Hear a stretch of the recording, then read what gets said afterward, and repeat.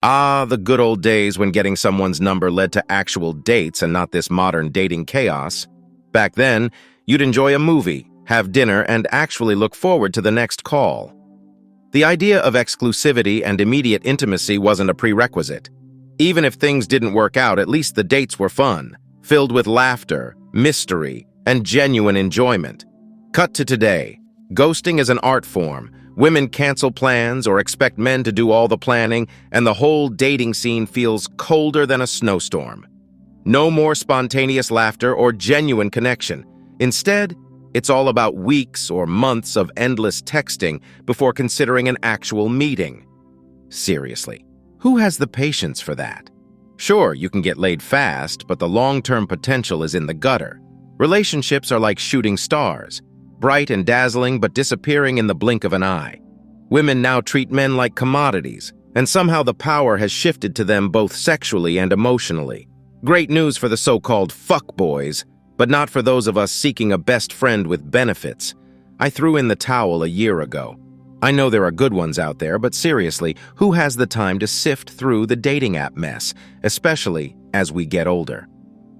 The current dating environment might be great for meaningless sex, but when it comes to something meaningful, it's a navigational nightmare.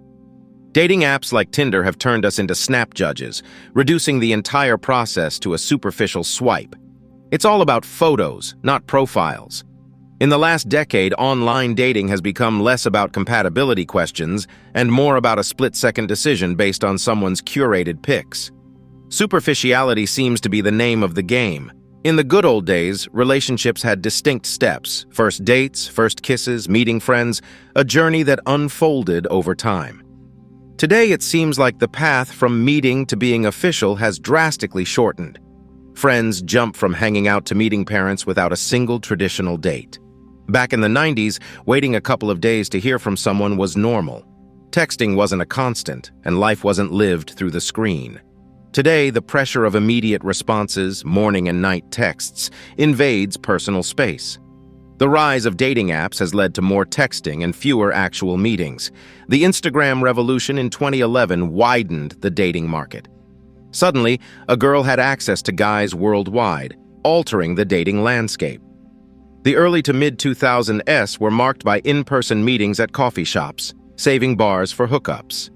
Dating was simpler for average guys, and settling down happened when the right person came along. For today's young guys, the dating scene is daunting. The illusion of endless choices makes commitment a rare find.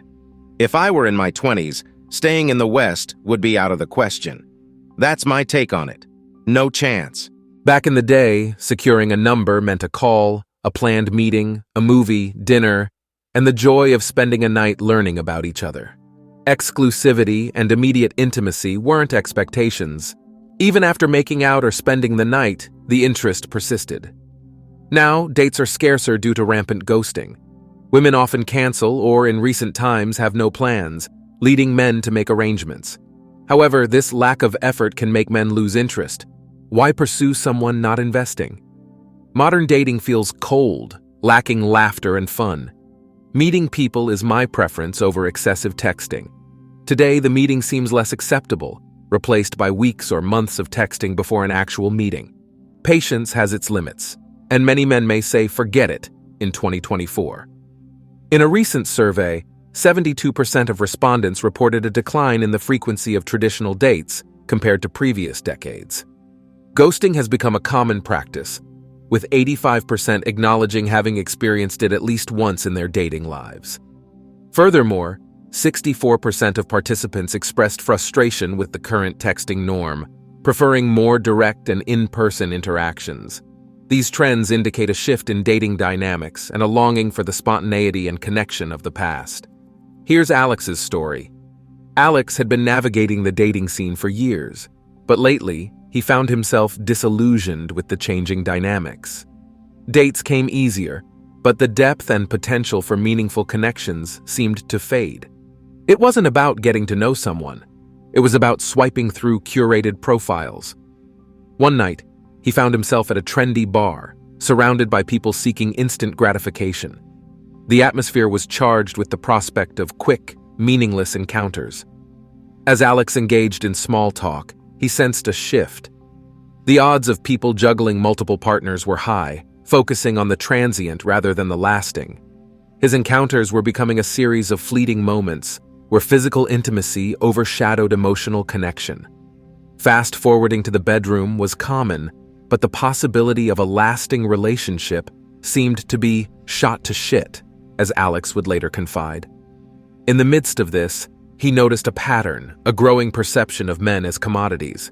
More women seemed to view them as options rather than individuals with genuine emotions. The power dynamic had shifted, leaving men feeling like replaceable entities.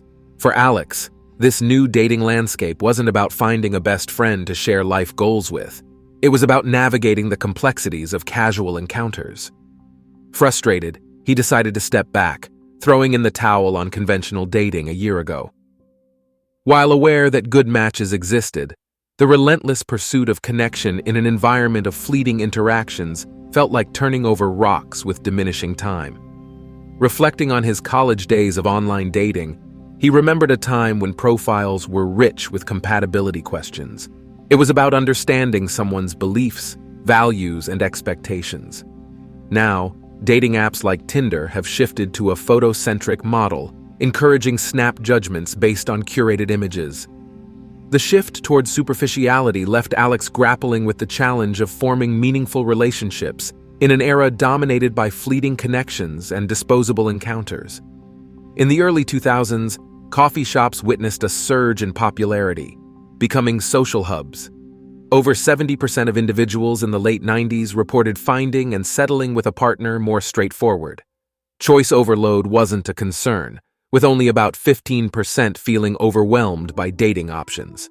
Fast forward to today, and a whopping 80% of young adults express frustration with modern dating. Back in the good old days, meeting face-to-face was the norm, and coffee shops were the place to be in the early to mid-2000s coffee at 7 p.m. for mingling. Maybe hit the clubs later for the real action. Those were the times. Late 90s to mid-2000s dating was a breeze for average guys. Settling down was a real option, not just a distant dream. Back then, the illusion of endless choices wasn't clouding decisions. It was simple. If someone was good enough, you went the distance. Today, I can't help but sympathize with you young fellas. The dating scene is like a wild jungle, and if I were in my 20s, no way would I stick around in the West. It's a different game now, and I don't want any part of it. And that's it for today on Sigma Traits. Make sure you hit that like button, smash that subscribe button, and don't forget to ring that notification bell so you can be the first to know when my new video drops. Let us know your thoughts in the comments below. See you all tomorrow.